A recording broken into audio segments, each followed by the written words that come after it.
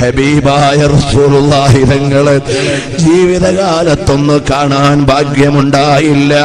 ഹബീബായ തങ്ങളുടെ തിരുകരമൊന്ന് മുത്താൻ കഴിഞ്ഞില്ല. അവിടുത്തെ തിരുപാദമൊന്ന് ചുംബിക്കാൻ കഴിഞ്ഞില്ല. അവിടുത്തെ ശരീരത്ത് തട്ടിയ ഒരു കാറ്റ് തട്ടാനുള്ള ഭാഗ്യമുണ്ടായില്ല. അവിടുത്തെ മദീനയിൽ മുത്തുനബി തങ്ങളുടെ കാലത്ത് ജീവിച്ചിരിക്കാൻ കഴിഞ്ഞില്ല.